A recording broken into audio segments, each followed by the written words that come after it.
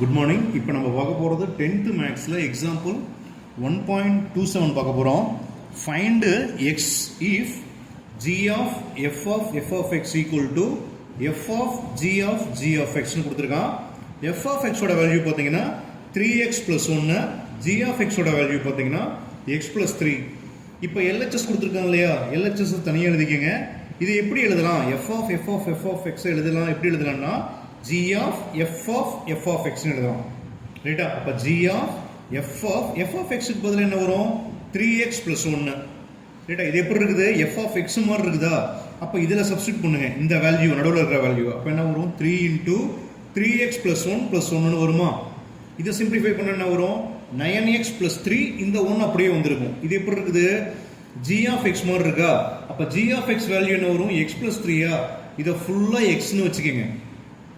Next அதுக்கு 3 already இருக்கு இல்லையா, அந்த 3 போட்டுக்கோ. அப்போ அதை சிம்பிளிஃபை பண்ணா 9x + 7. ஓகேங்களா? இது அண்டர்ஸ்டாண்ட் ஆகுதா? நெக்ஸ்ட் அடுத்த டேர்ம் என்ன கொடுத்துக்கிறான் அப்படின்னு பார்த்தீங்கன்னா f of g of x னு கொடுத்துருக்கான். இது வந்து எல்ஹெச்எஸ் இல்லையா? அப்போ எப்படி எழுதுறீங்க? f of g of எப்படி எழுதணும்? g of x. அப்போ f of g of x ஓட வேல்யூ என்ன கொடுத்திருக்கான்? x + 3. க்ளோஸ் பண்ணிக்கோ.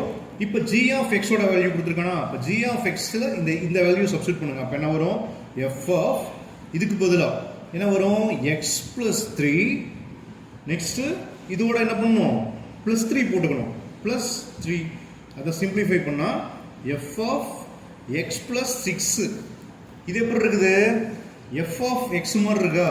அப்போ அதில் சப்ஸ்டிட்யூட் பண்ணுங்க. அப்போ என்ன வரும் அப்படின்னா 3 × x + 6 + 1. சிம்பிளிஃபை பண்ணால் 3x + 18 + 1. அப்போ அதை சிம்பிளிஃபை பண்ணால் எவ்வளோ வருது அப்படின்னா 3x + 19. ஓகேங்களா? இப்போ ரெண்டும் என்ன சொல்லியிருக்காங்கன்னா ஈக்குவல்னு சொல்லியிருக்கானா? அப்போ என்ன பண்ணணும் அப்படின்னா ரெண்டு வேல்யூ எழுதிக்கிங்க. இப்போ நம்ம இந்த கண்டுபிடிச்ச வேல்யூ இருக்குல்ல, இது ஈக்குவேஷன் நம்பர் 1ன்னு கூட வச்சுக்கோ. இதை ஈக்குவேஷன் நம்பர் இப்போ கண்டுபிடிச்சது 2ன்னு கூட வச்சுக்கோ. இப்போ 2 ஈக்குவலுங்கிறானா? அப்போ என்ன வரும் அப்படின்னா 9x + 7 = 3x + 19. எக்ஸ் எல்லாம் ஒரு சைடு கொண்டு வந்துரு, வேல்யூலாம் ஒரு சைடு கொண்டு போ. அப்போ என்ன வரும் அப்படின்னா 9x - 3x = 19 - 7. அப்போ 6x = 19ல 7 போச்சுன்னா என்ன வரும்?